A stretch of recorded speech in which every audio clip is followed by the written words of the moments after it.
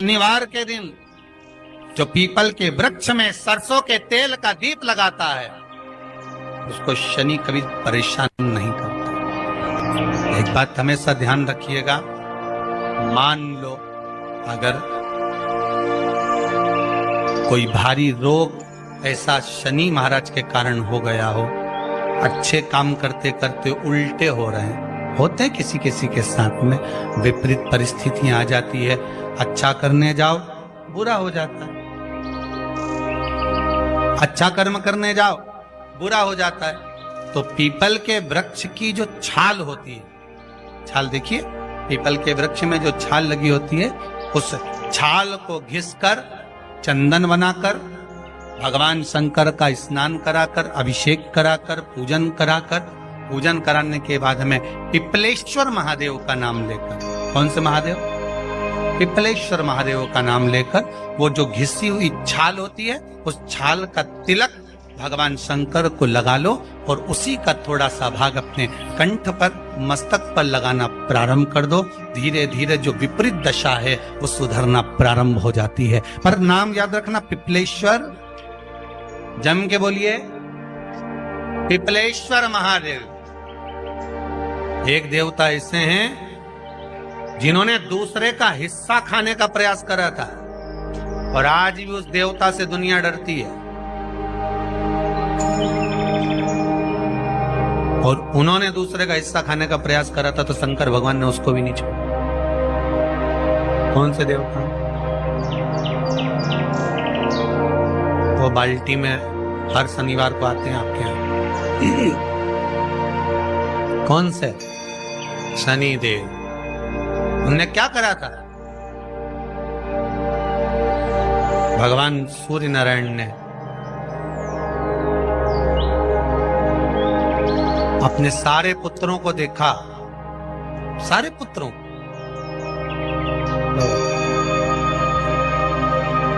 सारे पुत्रों को देखकर आज मेरे सूर्य नारायण भगवान बड़े सुखी, बड़े प्रसन्न। मेरा पुत्र शनि भी श्रेष्ठ है, मेरा पुत्र यम भी श्रेष्ठ है, सब ठीक है।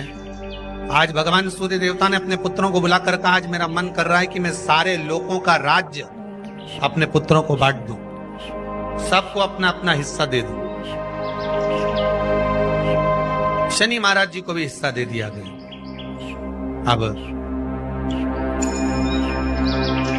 जब शनि महाराज जी को हिस्सा दे दिया तो शनि महाराज जी संतुष्ट नहीं हुए। दुनिया में ऐसे लोग बहुत सारे हैं जो संतुष्ट बहुत कम हो पाते हैं। शनि देव के मन में संतुष्टि नहीं है। जब शनि देव के मन में संतुष्टि नहीं हो तो शनि महाराज उसी समय पर अपने सारे भाइयों का हिस्सा बटोरने लगे, उस पर कब्जा करने लगे। कब्जा करने लगे तो सूर्य देवता की आंख में जल भर गया। कितना तेजवान सूर्य नारायण, कितने तेजवान, कितना तेज भगवान सूर्य के पास में था। पर शनि महाराज को देखकर आज रो रहे हैं। शनि महाराज को, शनि महाराज ने अपने भाइयों के इस हिस्से पर क्या कर लिया। सूर्य नारायण भगवान की आंखों में जल भर गया कि मेरा पुत्र ऐसा कर रहा है। शनि को बुलाया सूर्य नारायण भगवान ने, समझाया और नहीं माना। किसी किसी की नियत होती है कि इसको इतना कैसे दे दिया, अम्मा ने इसको इतना कैसे दे दिया, पिताजी ने इसको इतना कैसे दे दिया, मैं तो कब्जा करूंगा, दुकान नहीं छोड़ूं, घर नहीं छोड़ूं, ये नहीं छोड़ूं, वो नहीं छोड़ूं। मत छोड़, एक दिन संसार छोड़कर जाना पड़ेगा। तब कहीं जमीन जायदाद छाती पे बांध के ले जाएगा। नहीं माने तो सूर्य देवता ने अपने गणों को भेज दिया, जाओ जरा शनि महाराज को जरा हटाओ वहां से। शनि महाराज को गुस्सा आया और शनि महाराज ने उन सारे गणों को नष्ट कर दिया। सूर्य नारायण रो रहे हैं। भगवान शंकर की पंचायत में सूर्य देव भी हैं, मतलब शंकर भगवान के मित्रों की गणना में सूर्य आते हैं।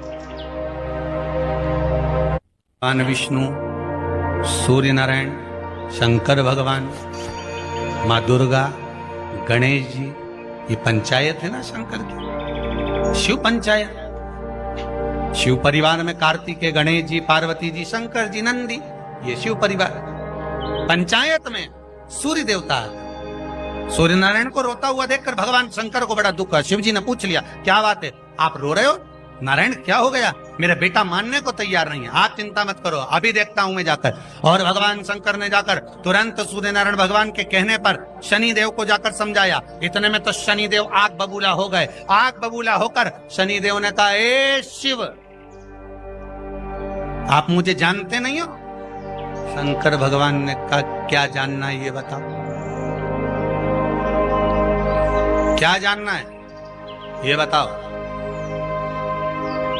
शनि देव कहते हैं, आप मेरी दृष्टि को नहीं जानते। शंकर भगवान ने कहा, तू भी नहीं जानता कि तेरी दृष्टि खराब कैसे हुई? तेरी दृष्टि को श्राप किसका लगा है, तुझे नहीं मालूम क्या? शंकर भगवान ने जब समझाना चालू करा कि देख शनि देव, तुम तो कह रहे हो,